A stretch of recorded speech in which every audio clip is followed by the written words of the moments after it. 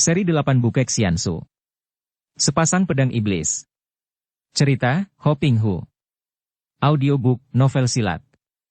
Bab 8. Engkau sudah lelah sekali. Kedua kakimu sukar digerakkan. Aneh. Tiba-tiba Wais yang berdiri terbelalak, tak mampu menggerakkan kedua kakinya dan tangannya memegang dahi seperti serasa pusing, tubuhnya lemas saking lelahnya. Pendeta curang. Kau menggunakan ilmu siluman. Yang berteriak ini adalah Bun Beng. Anak ini sejak tadi menonton pertandingan dengan hati tertarik dan ia amat kagum menyaksikan sepak terjang wanita Tian Liongpang. Ketika tadi Tai Li Lama membentak, mundur, dia sendiri sampai melangkah mundur. Anak yang cerdik ini maklum bahwa pendeta Tibet itu menggunakan ilmu siluman yang aneh, maka ia menjadi penasaran dan mendekati pertempuran. Kini, melihat betapa wanita yang dikaguminya itu terpengaruh oleh suara Tai Li Lama, ia memaki dan meloncat maju, menerjang ke depan Tai Li Lama. Gerakannya ini membuat Tang Wais yang sadar, sebaliknya Tai Li Lama menjadi marah. Pendeta ini menggerakkan tangan kanan memukul ke arah Wais yang cepat meloncat tinggi ke atas, akan tetapi Bun Beng yang sudah meloncat maju itu secara langsung disambar angin pukulan dahsyat sehingga tubuhnya terlempar seperti peluru dan melayang melalui tebing menuju ke air pusaran maut. Semua orang tertegun, bahkan yang sedang bertanding berhenti dan memandang ke arah tubuh Bun Beng yang melayang ke bawah. Dalam keadaan seperti itu, biar orang sepandai Koksu sendiri tidak mungkin akan dapat menolong Bun Beng. Semua mata terbelalak ngeri ketika melihat betapa tubuh anak itu terjun ke bawah dan terlempar tepat ke arah tengah-tengah air pusaran maut yang mengerikan itu dengan kepala lebih dulu. Mereka menahan napas dan Koksu membanting-banting kaki saking kecewa dan menyesal melihat anak yang amat ia butuhkan itu menuju ke jurang maut yang tak mungkin dapat dielakkan lagi. Bun Beng menghadapi maut dengan mata terbuka lebar. Ia maklum bahwa tubuhnya akan diterima oleh pusaran air yang merupakan moncong maut terbuka lebar dan ia tahu bahwa ia akan mati. Akan tetapi apa bedanya? Dia diperebutkan oleh 3 kekuasaan yang mengerikan. Memang lebih baik kalau ia menyerahkan diri kepada kekuasaan yang paling besar, yaitu kekuasaan alam yang akan merenggut nyawanya. Maka tanpa menjerit sedikit pun ia membiarkan tubuhnya terbanting di tengah-tengah pusaran air. Biur. Sebelum tubuhnya menyentuh air, Bun Beng yang cerdik masih ingat untuk menarik napas sebanyak-banyaknya memenuhi rongga dadanya. Begitu tubuhnya menyentuh air, terus saja tubuhnya ditarik ke bawah oleh pusat air yang berpusing itu. Bun Beng, berbeda dengan orang pulau neraka tadi, tidak melakukan perlawanan, bahkan menyerahkan dirinya ditarik dengan kekuatan maha dahsyat ke dalam air, menahan napasnya. Semua orang yang memandang ke arah air menjadi pucat melihat betapa anak yang terjatuh tepat di tengah-tengah pusaran air itu langsung dihisap dan ditarik ke dalam, lenyap seketika. Mereka masih memandang tanpa berkedip, menanti dengan dugaan bahwa tubuh anak itu tentu akan timbul kembali dalam keadaan tak bernyawa dan rusak-rusak. Akan tetapi, ditunggu sampai lama, tubuh Bun Beng tak pernah timbul kembali, seolah-olah lenyap dan habis ditelan bulat-bulat oleh pusaran air itu. Celaka! Celaka! Im Kan Seng Jin Bong Jikun membanting-banting kakinya dengan muka merah saking marahnya, kemudian menyapu mereka yang masih berada di pulau dengan pandang matanya. Kalian semua orang-orang sial yang hanya mendatangkan kerugian bagi kerajaan. Kalian seperti anak-anak kecil nakal yang mengganggu aku. Kalian ini orang-orang Kangou suka mencari ribut yang membuat pekerjaanku menjadi tertunda-tunda dan terhalang.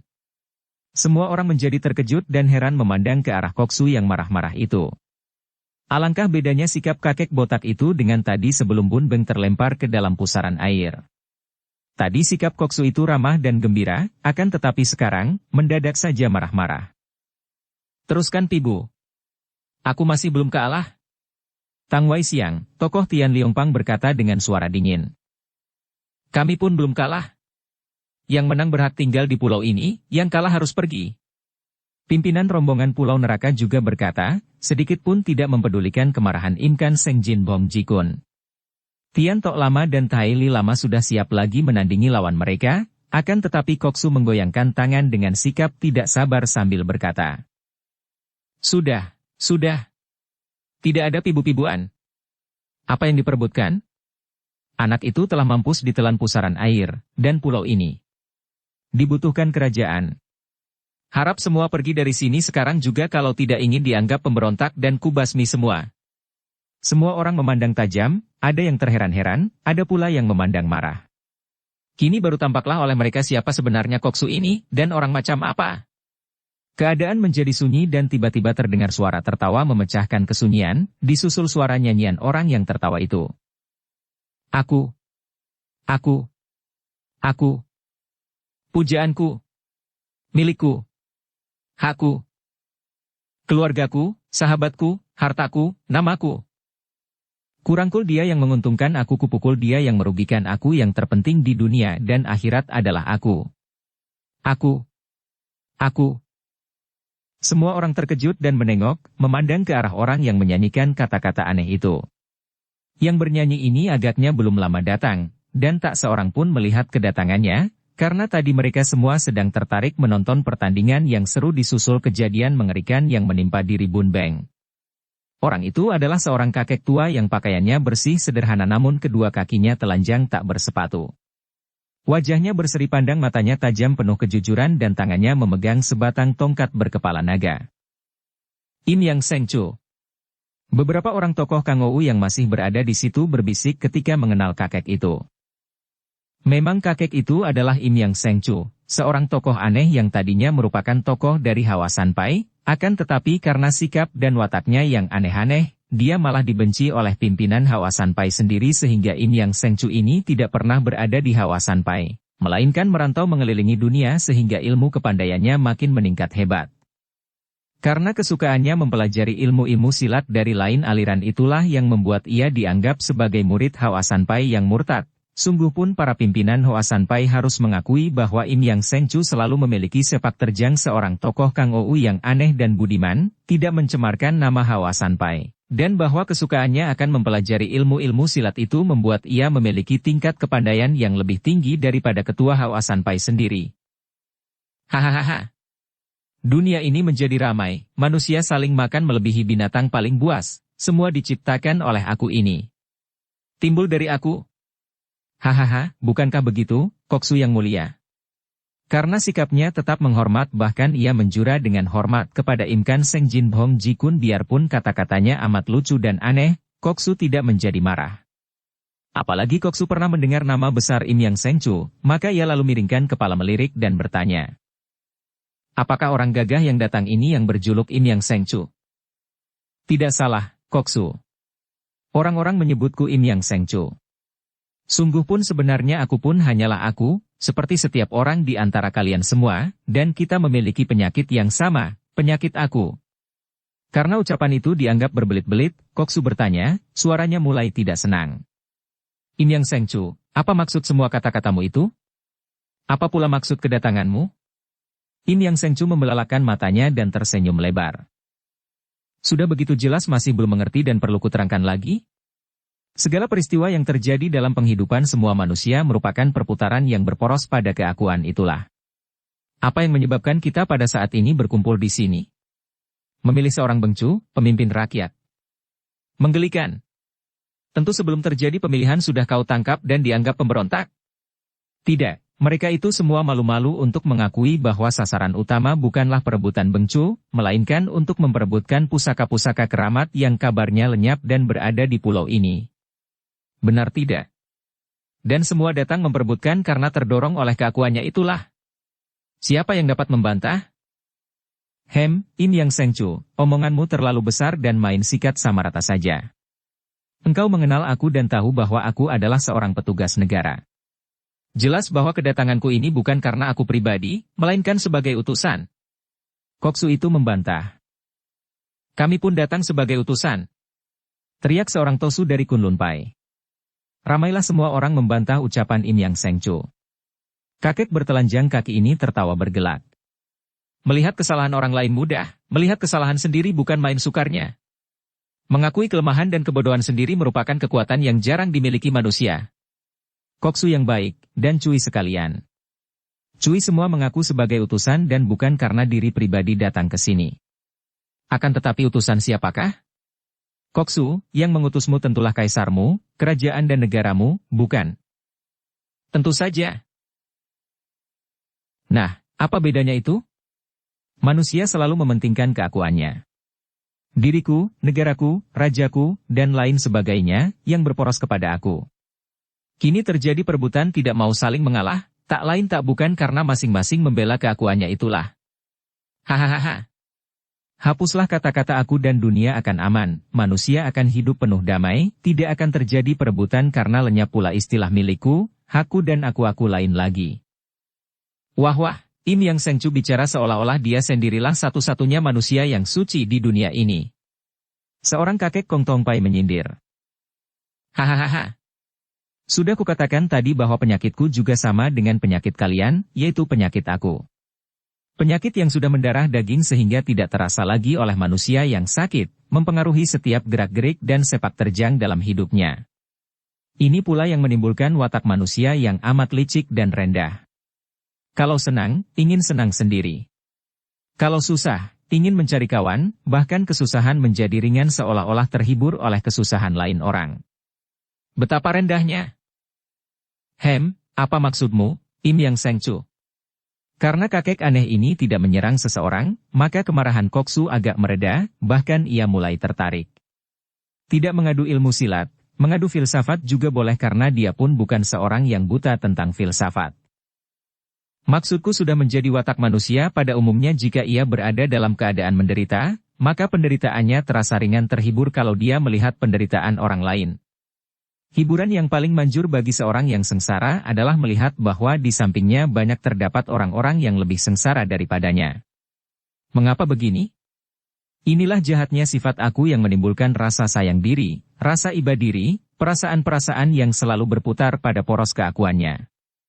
Contohnya yang lebih jelas, orang yang mempunyai keluarga tercinta sakit parah akan menderita kesengsaraan batin yang hebat. Akan tetapi bagaimana kalau melihat ribuan orang lain sakit? Tentu tidak ada penderitaan batin seperti yang dirasakannya kalau keluarganya yang sakit. Timbul pertentangan-pertentangan dalam hidup antar manusia karena saling membela akunya. Timbul perang di antara negara karena saling membela akunya pula. Manusia menjadi tidak aman dan tidak tenteram hidupnya karena dikuasai oleh akunya inilah, tidak sadar bahwa yang menguasainya itu bukanlah aku sejati, melainkan aku darah daging yang bergelimang nafsu-nafsu badani. Dengarlah betapa aku sejati mengeluh dalam tangisnya. Im Yang Sengcu lalu berdongak dan bernyanyi. Aku sudah bosan. Aku sudah muak. Terbelenggu dalam sangkar darah daging. Setiap saat aku dipaksa menyaksikan tingkah nafsu angkara mempermainkan sangkar sampai gila tawa tangis, suka duka, marah sesal, suka duka. Bebaskan aku dari semua ini. Omitohut. Ucapanmu benar-benar merupakan dosa besar, Im Yang Sengcu. Bagi seorang beragama yang selalu berusaha untuk hidup bersih dan suci, ucapanmu itu merupakan penghinaan. Ucapan kotor yang menjijikkan. Seorang Huisyo berkata dengan alis berkerut. Dia adalah seorang Huisyo yang berada dalam rombongan Butong Pai dan yang sejak tadi hanya menjadi penonton. Agaknya ucapan Im Yang Sengcu itu membuat Huisyo ini tidak sabar lagi untuk berdiam diri. Engkau tidak boleh menyamaratakan semua manusia, Im Yang Sengcu. Manusia ada yang bodoh, ada yang pintar, ada yang kotor batinnya, ada yang bersih dan untuk mencapai kepintaran dan kebersihan batinnya. Jalan satu-satunya hanyalah mempelajari agama dan mematuhi hukum-hukum agamanya. Im Yang Sengcu tertawa dan memberi hormat kepada Huisyo gendut itu. Maaf, tentu yang kau maksudkan itu adalah agamamu, bukan? Tentu saja agama Buddha, karena pincang beragama Buddha. Jawab Huisyo itu. Pertanyaan itu pun terdorong oleh sifat keakuan pula. Orang selalu merasa baik sendiri, bersih sendiri dan benar sendiri. Karena ini maka para pemeluk agama menjadi saling mencurigai, saling memburukan dan persatuan antar manusia makin parah. Semua agama adalah baik karena mengajarkan kebaikan, namun sayang sekali, orang-orangnya yang menyalahgunakan sehingga pelajaran kebaikan seringkali dipergunakan untuk saling menghina dan saling menyalahkan. Maaf, Lo Suhu. Aku tidak akan menyinggung pelajaran agama karena aku yakin bahwa semua agama itu mengajarkan kebaikan, tidak ada kecualinya.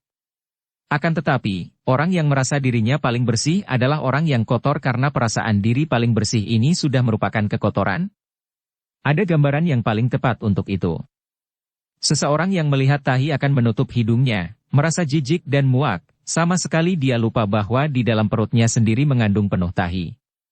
Orang yang merasa dirinya paling pintar sesungguhnya adalah sebodoh-bodohnya orang, karena perasaan diri pintar ini sudah merupakan kebodohan.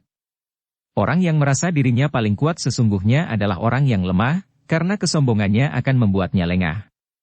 Karena sifat mementingkan akunya, maka manusia berlomba mengejar kemenangan dalam apapun juga, saling serang saling bunuh.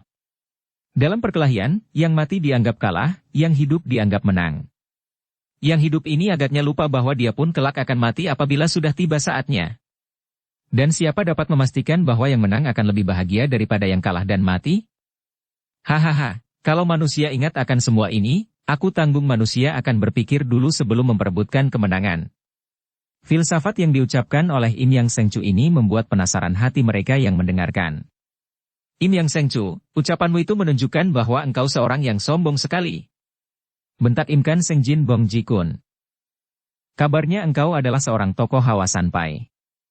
Beginikah pelajaran Tukou yang dianut oleh para tosu Hawa Sanpai? Sambil berkata demikian, Koksu ini melirik ke arah rombongan orang Hawa Sanpai. Tentu saja Koksu ini sudah mendengar bahwa Im Yang Sengcu adalah orang yang dianggap murtad oleh Hawa Sanpai, dan Koksu yang cerdik ini sengaja menimbulkan perpecahan atau memanaskan keadaan. Dia bukan orang Hawa Sanpai. Tiba-tiba terdengar suara keras dan dari rombongan Hawa Sanpai melangkah maju seorang tosu berusia 65 tahun, bertubuh pendek dan jenggotnya yang sudah putih itu pun dipotong pendek. Tosu ini memandang tajam ke arah Im Yang Sengcu dan sikapnya penuh wibawa. Im Yang Sengcu menghadapi tosu itu dan memberi hormat. Kiranya Su Heng Lok Sengcu hadir pula di sini. Terimalah hormat dari Sute. Tiba-tiba terdengar suara nyaring. Pinto mewakili suhu dan memimpin rombongan Hawa Sanpai, sama sekali tidak ada hubungan lagi denganmu, Im Yang Sengcu. Engkau tidak lagi diakui sebagai seorang murid Hawa Sanpai. Semua orang memandang dengan hati tegang, dan Koksu memandang dengan mata bersinar. Tahu rasa engkau sekarang, orang sombong, pikirnya. Akan tetapi Im Yang Sengcu tetap berseri wajahnya dan tenang sikapnya ketika menjawab, Lok Sengcu, aku pun tidak pernah menonjolkan diri sebagai seorang tokoh Hawa Sanpai. Aku berusaha untuk menjadi manusia bebas, akan tetapi. Betapa sukarnya dan betapa tidak mungkinnya usaha itu. Hidup sendiri sudah tidak bebas. Kita terbelenggu oleh kebudayaan, oleh agama, oleh hukum-hukum yang diciptakan manusia hanya untuk menyerimpung kaki manusia sendiri. Di mana kebebasan? Aku pun rindu kebebasan, seperti aku sejati. Jawaban itu membuat Lok Sengcu membungkam, karena memang orang yang dianggap murtad ini tidak pernah menyeret-nyeret nama Hawa Sanpai dalam setiap sepak terjangnya, dan kalau tadi dianggap tokoh Hawa Sanpai, adalah Koksu yang mengatakan, bukan pengakuan Im Yang Sengcu sendiri. Karena pembakarannya tidak berhasil, Koksu menjadi penasaran dan ingin menangkap Im Yang Sengcu untuk memancing-mancing kalau kakek aneh ini akan mengeluarkan ucapan yang menyinggung, sehingga dapat dijadikan alasan untuk menyerangnya. Im Yang Sengcu, apa pula artinya perkataanmu bahwa manusia kehilangan kebebasan karena terbelenggu oleh hukum-hukum yang diadakan manusia sendiri? Im Yang Sengcu menghela napas panjang. Inilah yang membuat hatiku selalu menjadi gelisah menyaksikan betapa makin lama manusia makin menjerat leher sendiri, membelenggu tangan kaki sendiri dengan hukum-hukum dan aturan-aturan sehingga beberapa ribu tahun lagi manusia tak dapat bergerak tanpa melanggar hukum. Betapa bayi akan menangis begitu terlahir, menghadapi semua belenggu ini. Begitu terlahir, tubuhnya sudah dibelenggu kain-kain penutup tubuh, menyusul peraturan dan hukum-hukum yang tiada putusnya. Ada hukum ada pelanggaran, diperkenalkan yang buruk, mengerti tentang kesucian berarti mengerti tentang kedosaan. Betapa repot hidup ini.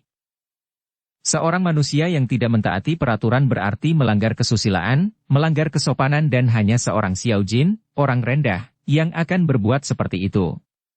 Yang berkata demikian adalah Beti Kong, panglima tinggi besar yang kosen dan jujur itu. Sebagian besar para pembesar dan panglima kerajaan Cheng, Kerajaan Manchu, mempelajari agama Honghucu dan karena orang-orang bicara tentang filsafat, Beti Kong tertarik lalu mengajukan bantahan atas pendirian Im Yang Sengcu tadi. Im Yang Sengcu tersenyum dan mengangguk-angguk. Bagus sekali, Chiang Kun. Memang tepatlah kalau orang mempelajari kebudayaan setempat. Sekali lagi aku katakan bahwa aku hanya menyesalkan keadaan hidup manusia, bukan sekali-sekali menganjurkan agar semua orang melanggar hukum dan peraturan-peraturan yang sudah ada. Aku sendiri sampai sekarang masih memakai pakaian dan peraturan-peraturan masih tetap kupegang karena seperti juga semua manusia, aku pun dihinggapi penyakit keakuan sehingga rela melakukan hidup dalam kepalsuan-kepalsuan dan tidak wajar. Seperti semua agama, telah kukatakan tadi, agama Honghucu juga mengajarkan segala kebaikan, merupakan pelajaran-pelajaran yang benar-benar tepat. Akan tetapi sayang, betapa sedikit manusia yang mematuhinya secara lahir batin, menyesuaikan pelajaran-pelajaran itu dalam sepak terjang hidupnya sehari-hari. Bukankah Nabi Honghucu bersabda bahwa seorang kuncu hanya mengejar kebenaran sedangkan seorang Xiao Jin hanya mengejar keuntungan? Nah, Nabi Honghucu sendiri telah maklum akan penyakit keakuan manusia sehingga perlu memperingatkan manusia yang selalu ingat akan keuntungan diri pribadi, keuntungan lahiriah. Kukatakan tadi bahwa begitu terlahir, bayi telah dibelenggu kain-kain penutup tubuh. Kalau pakaian dimaksudkan untuk melindungi tubuh, hal yang hanya timbul karena kebiasaan, karena sesungguhnya kalau tidak dibiasakan pun tidak apa-apa, maka apa hubungannya dengan kesusilaan dan kesopanan? Wah, orang yang tidak mau berpakaian dan bertelanjang bulat adalah orang yang tak tahu malu dan tidak sopan. Seorang membantah dan karena semua orang berpendapat demikian, tidak ada yang peduli siapa yang mengeluarkan bantahan itu tadi. Im Yang Sengcu tertawa. Benarkah begitu? Kalaupun benar, maka anggapan itu muncul setelah orang menciptakan peraturan dan hukum dengan itu. Tidak wajar dan palsu seperti yang lain-lain. Apakah seorang bayi yang baru terlahir dan sama sekali tidak berpakaian itu dianggap tak tahu malu dan tidak sopan? Hahaha, kulihat Cui kini mulai dapat mengerti apa yang kumaksudkan. Bayi, manusia cilik itu tadinya wajar dan tidak mengenal hukum kesusilaan, maka tidak bisa dianggap rendah atau tak tahu malu. Siapa tidak mengenal hukumnya, dapatkah dianggap melanggar? Setelah tahu akan hukumnya lalu melanggar, barulah dimaki-maki. Dengan demikian, bukankah hukum-hukum diadakan untuk membelenggu kaki tangan manusia sendiri, membatasi kebebasan dan kewajaran hidup? Timbulnya segala kesalahan adalah karena melanggar hukum, dan timbulnya segala pelanggaran hukum adalah karena mengenal hukum yang diciptakan. Berarti, tanpa hukum takkan ada pelanggaran. Pengertian akan baik dan buruk itulah yang membuat manusia terpecah dua, ada yang baik dan ada yang jahat. Pengertian akan kesucian dan kedosaan, hukum-hukum yang diadakan untuk mengerti kedua hal itulah yang menimbulkan kedosaan. Tiba-tiba Im Kan Senjin Bong Ji Kun tertawa bergelak. Hahaha. Im Yang Sengcu, engkau benar-benar hebat, membuat kami semua bengong mendengarkan kata-katamu. Apakah engkau datang untuk berkhotbah? Ataukah hendak menyebarkan agama baru? Tidak, Koksu. Aku hanya mencoba untuk membentangkan keadaan sebenarnya, mengajak semua orang berlaku wajar dan tidak berpura-pura, menyesuaikan diri dengan keadaan bukan semata-mata demi keuntungan diri pribadi. Seperti engkau sendiri, Koksu. Kehadiranmu dengan banyak pasukan pemerintah di tempat ini mengapa pakai berpura-pura? Kalau memang pemerintah melarang semua orang gagah mencari pusaka-pusaka yang dikabarkan berada di pulau ini, lebih baik terang-terangan saja. Akan tetapi hendaknya diingat bahwa mencari pusaka-pusaka lama dan memperebutkannya adalah urusan pribadi, sama sekali bukan urusan pemerintah sehingga amatlah menggelikan kalau pemerintah akan menggunakan dalih memberontak. Muka Im Kan Senjin Bong Ji Kun berubah merah. Memang sesungguhnya lah. Kami telah menguasai pulau ini dan tak seorang pun boleh mencoba untuk mencari benda apa saja yang berada di pulau ini. Kalau ada yang tidak setuju, boleh menentangku. Sambil berkata demikian, kakek botak itu melangkah maju dengan sikap menantang. Im Yang Sengcu tertawa lagi dengan sikap tenang. Im Kan Senjin, siapa yang dapat melawanmu? Aku sendiri sudah tua, bukan kanak-kanak yang suka mengadu kepalan memperebutkan permainan.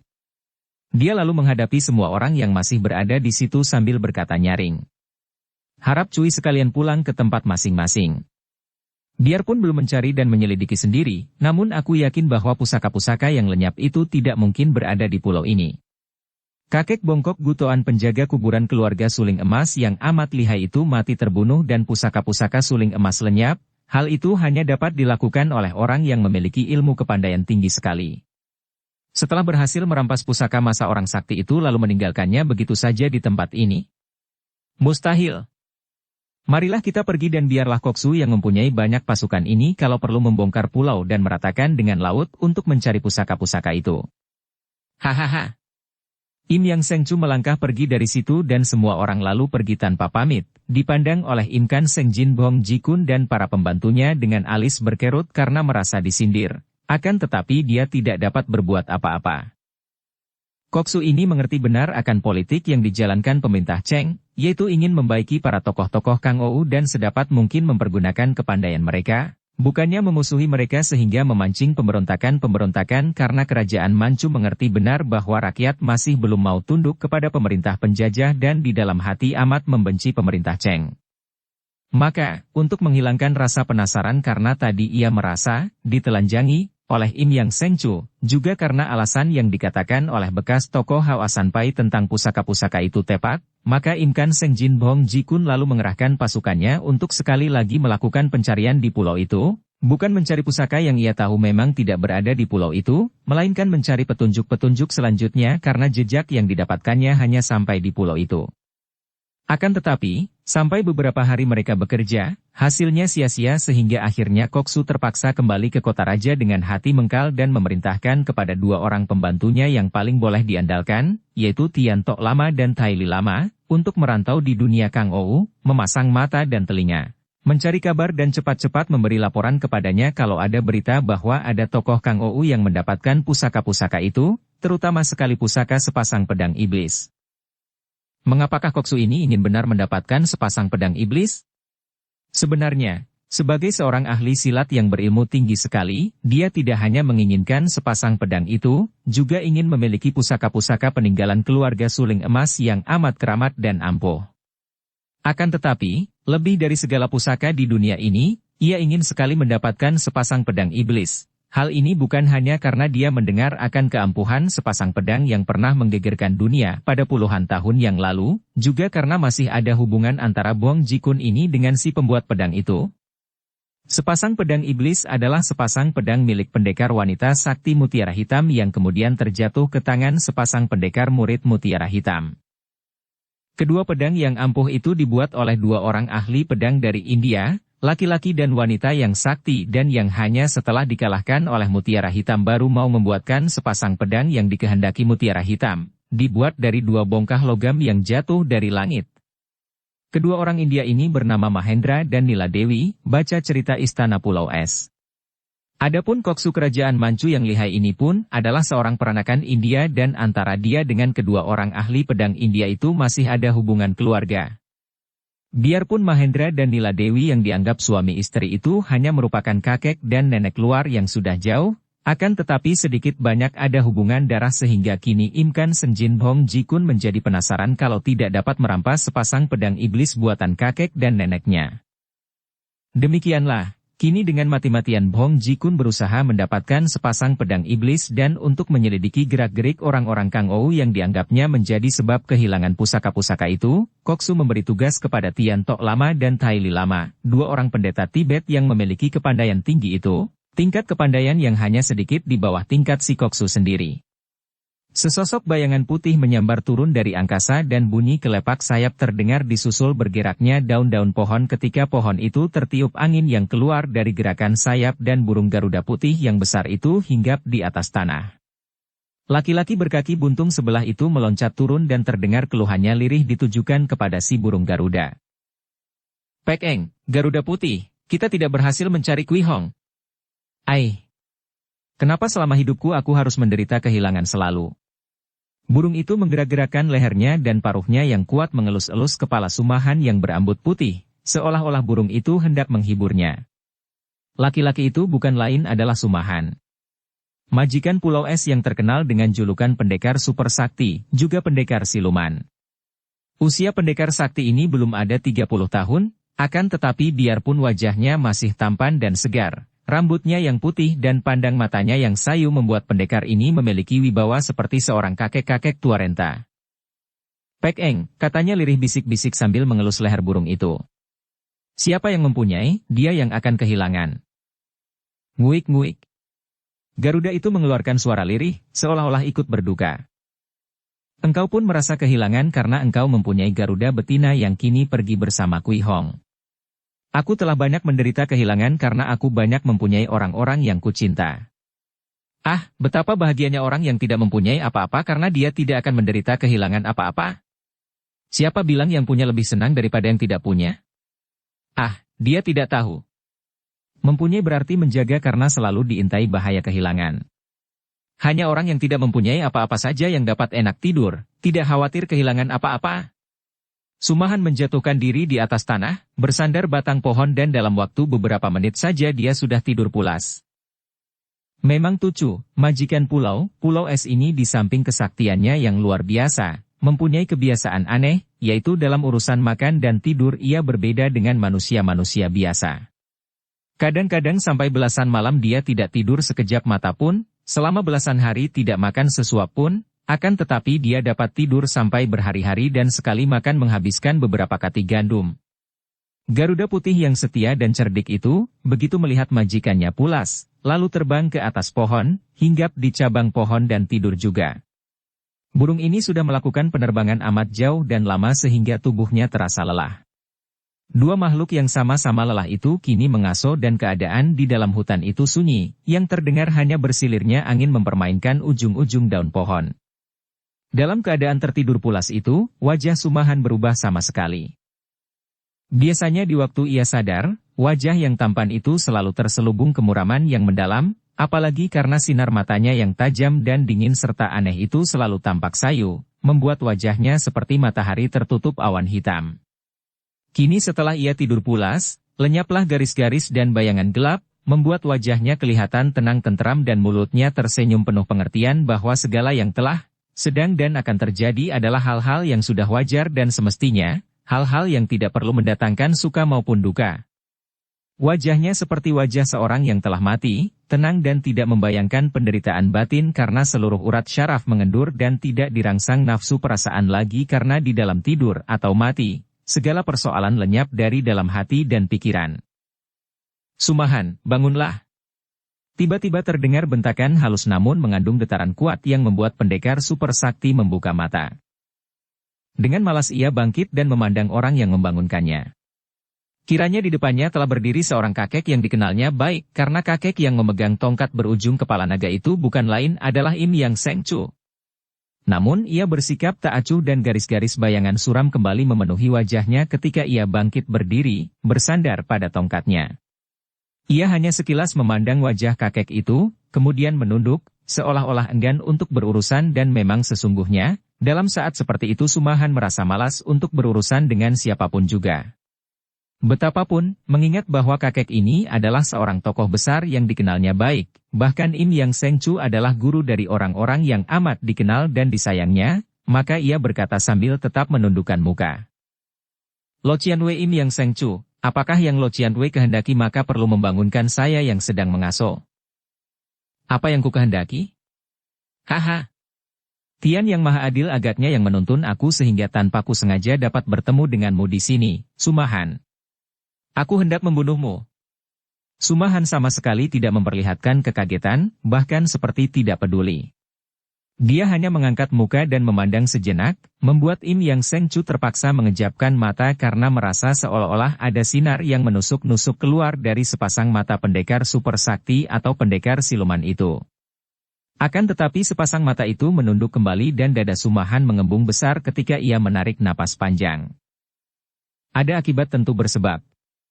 Datang-datang Lo Qianwei hendak membunuh saya, pasti ada sebabnya. Kiranya tidak keterlaluan kalau saya yang hendak Lo Qianwei bunuh ini lebih dulu mendengar apa yang menyebabkan Lo Qianwei hendak membunuh saya. Suaranya tetap tenang. Im Yang Seng Chu juga menghela napas panjang. Sebenarnya, tidak ada seujung rambut pun rasa senang di hatinya untuk menghadapi pendekar super sakti dengan ancaman untuk membunuhnya. Baik karena pengetahuannya bahwa dia tidak akan mampu mengalahkan pendekar muda ini maupun karena memang dia selalu merasa suka dan kagum kepada Sumahan. Tentu ada sebabnya. Dahulu engkau yang menjadi sebab kematian seorang muridku yang tersayang, yaitu Soan Li. Hal itu masih dapat kulupakan sungguh pun ada orang yang takkan dapat melupakannya, yaitu Tan Siu Cai. Sumahan memejamkan matanya dan bibirnya mengeluarkan keluhan disusul ucapannya yang menggetar. Mohon Lo Qianwei jangan menyebut-nyebut namanya lagi. Di depan kedua matanya yang terpejam itu, pendekar muda yang berkaki buntung ini membayangkan semua peristiwa yang terjadi beberapa tahun yang lalu. Haoasan Kiam Li, pendekar pedang wanita dari Haoasan, Lu Soan Li adalah murid kedua Im Yang Sengcu, seorang darah jelita yang lihai sekali dan berjiwa patriot. Seorang gadis manis yang jatuh cinta kepadanya, bahkan kemudian telah mengorbankan nyawanya untuk dia. Lu Soan Li tewas di dalam pelukannya dan menghembuskan napas terakhir setelah mengaku cinta kepadanya. Darah perkasa itu tewas dalam usaha untuk menyelamatkannya. Sumahan, urusan Soan Li memang sudah kulupakan. Akan tetapi sekarang engkau kembali telah menghancurkan kebahagiaan hidup dua orang yang paling kusayang di dunia ini, kusayang seperti anak-anakku sendiri. Engkaulah yang menjadi sebab kehancuran hidup mereka, karena itu tidak ada jalan lain bagiku kecuali membunuhmu atau mati di tanganmu. Sumahan merasa seolah-olah jantungnya ditembusi anak panah beracun, akan tetapi sikapnya tenang dan ia hanya memandang penuh pertanyaan sambil berkata, Lo Cianpue, apakah yang telah terjadi dengan Lulu dan Sin Kiat? Pendekar siluman majikan Pulau Es ini merasa gelisah karena ia dapat menduga bahwa tentu telah terjadi sesuatu dengan adik angkatnya, yaitu seorang gadis mancu yang amat dicintanya, bahkan merupakan satu-satunya orang yang paling dicintanya di dunia ini. Telah 5 tahun ia meninggalkan adiknya itu ketika adiknya menikah dengan Wan Sin Kiat yang berjuluk Haoasan Gihiap, pendekar budiman dari Haoasan, yaitu murid pertama Im Yang Sengcu. Siapa lagi yang merupakan dua orang yang dicinta kakek ini kalau bukan muridnya itu? Adapun tentang pertanyaan Im Yang Sengcu tentang dendam yang dikandung di hati orang yang bernama Tan Xiucai, pelajar Tan, dia tidak peduli. Dia tahu bahwa Tan Xiucai adalah tunangan mendiang Lu Soan Li dan karena dia tidak merasa berdosa terhadap kematian Soan Li yang mengorbankan diri untuk menyelamatkannya, maka dia pun tidak peduli apakah ada orang yang mendendam kepadanya atau tidak. Akan tetapi kalau adiknya, Lulu yang dicintainya itu tertimpa malapetaka. Lo Cianpue, saya minta Lo Cianpue menceritakan kepada saya apa yang telah terjadi dengan Lulu. Kembali Sumahan berkata, sungguh pun sikap dan suaranya tenang, namun jelas ia mendesak dan pandang matanya penuh tuntutan. Kau mau tahu? Baiklah, sebaiknya engkau dengar sejelasnya agar kalau nanti kau tewas di tanganku tidak menjadi setan penasaran dan kalau sebaliknya aku yang mati di tanganmu agar lengkap noda darah di tanganmu. Kakek itu lalu menghampiri pohon yang menonjol. Melihat sikap kakek itu, Sumahan juga duduk di depannya, siap mendengarkan penuturan kakek itu. Im Yang Sengcu lalu mulai dengan penuturannya tentang keadaan Lulu dan Sin Kiat. 5 tahun lebih yang lalu, dengan disaksikan oleh Im Yang Sengcu sebagai wali pengantin pria, yaitu muridnya Wan Sin Kiat, dilangsungkanlah pernikahan Wan Sin Kiat dengan Lulu yang dihadiri oleh Sumahan sebagai kakak angkat dan walinya, baca cerita pendekar super sakti. Setelah menyaksikan pernikahan adiknya, Sumahan lalu pergi dan semenjak itu tidak pernah kembali atau bertemu dengan Lulu lagi. Akan tetapi, semenjak ditinggal pergi kakak angkatnya, Lulu selalu kelihatan berduka. Memang pada bulan-bulan pertama dia agak terhibur oleh limpahan kasih sayang Wan Sin Kiat, suaminya. Akan tetapi, bulan-bulan berikutnya hiburan suaminya tidak dapat menyembuhkan kedukaan hatinya, seolah-olah semua kegembiraan hidupnya terbawa pergi oleh bayangan Sumahan, kakaknya. Lebih-lebih setelah Lulu melahirkan seorang anak laki-laki, hubungan suami istri ini kelihatan makin merenggang. Im Yang Sengcu yang seringkali mengunjungi muridnya, dapat melihat kerenggangan ini, akan tetapi tentu saja dia tidak tahu apa sebenarnya yang terjadi antara suami istri itu. Kurang lebih setahun kemudian setelah Lulu melahirkan anak, pada suatu hari Im Yang Sengcu didatangi muridnya, dan betapa kaget hatinya melihat Wan Sin Kiat menjatuhkan diri berlutut di depannya sambil menangis. Hal ini benar-benar mengejutkan hati kakek itu yang mengenal betul kegagahan muridnya. Sin Kiat, hentikan tangismu. Air mata seorang gagah jauh lebih berharga daripada darahnya, jangan dibuang-buang. Bentak kakek itu yang tidak tahan melihat muridnya yang gagah perkasa itu menangis terseduh-seduh. Wan Sin Kiat menyusut air matanya dan menekan kedukaan hatinya. Ceritakan apa yang telah terjadi. Seorang jantan harus berani menerima segala peristiwa yang menimpanya, baik maupun buruk, secara gagah pula. Maaf, Suhu. Tecu sanggup menghadapi derita apapun juga, akan tetapi ini. Ah, Suhu. Istri Tecu, Lulu, telah pergi meninggalkan Tecu. Apa? Im Yang Sengcu terkejut juga mendengar ini. Dan putramu? Dibawanya pergi. Kenapa tidak kau kejar dia? Mengapa datang ke sini dan tidak segera mengejar dan membujuknya pulang? Im Yang Sengcu menegur muridnya karena mengira bahwa tentu terjadi percekcokan antara suami istri itu, hal yang amat lumrah. Akan tetapi Sin Qiat menggeleng kepala dengan penuh duka. Percuma, Suhu. Hatinya keras sekali dan kepergiannya merupakan hal yang sudah ditahan-tahannya selama 2 tahun, semenjak Tecu menikah dengannya. Bagaimana pula ini? Bukankah kalian menikah atas dasar saling mencinta? Tecu memang mencintanya dengan jiwa raga Tecu, bahkan sampai saat ini pun Tecu tak pernah berkurang rasa cinta Tecu terhadap Lulu. Akan tetapi, dia... kasihan Lulu. Dia menderita karena cinta kasihnya bukan kepada Tecu, melainkan kepada Han Han. Sumahan? Dia kakaknya. Itulah soalnya, Suhu.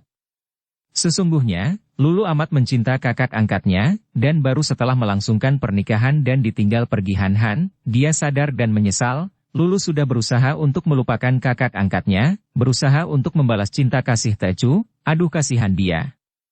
Semua gagal, cintanya terhadap kakak angkatnya makin mendalam dan membuatnya makin menderita.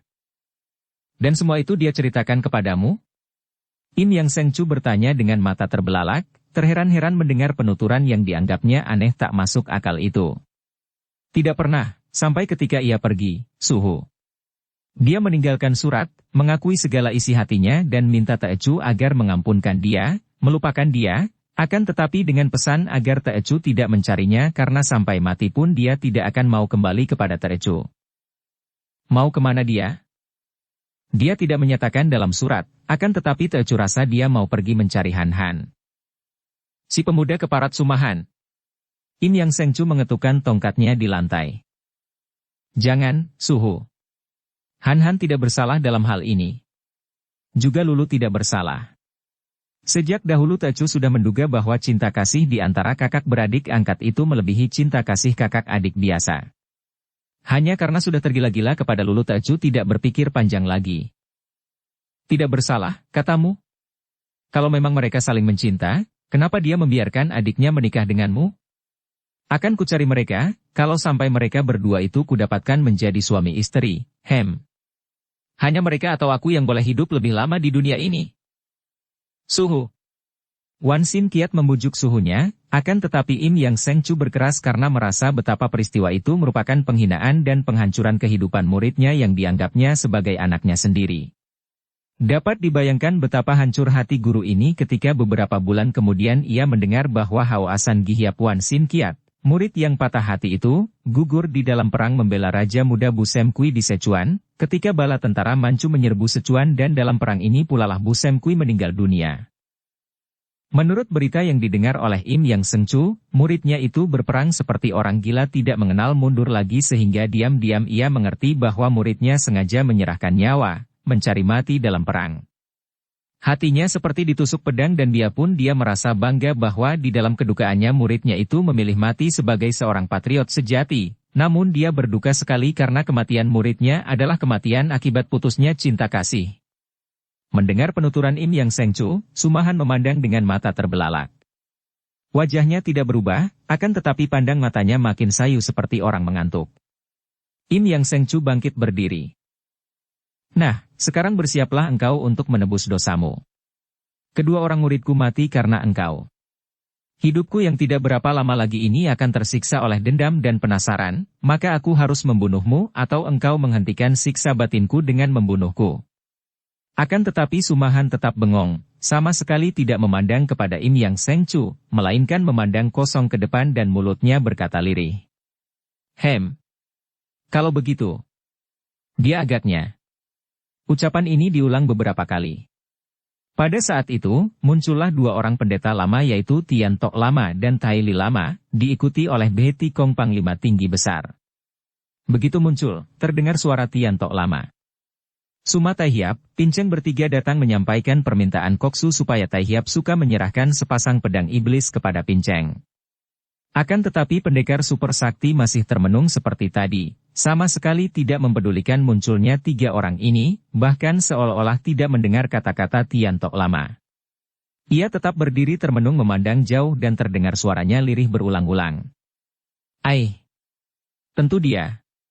Tian Nok lama mengerutkan alisnya melihat sikap Sumahan yang dianggapnya memandang rendah kepadanya.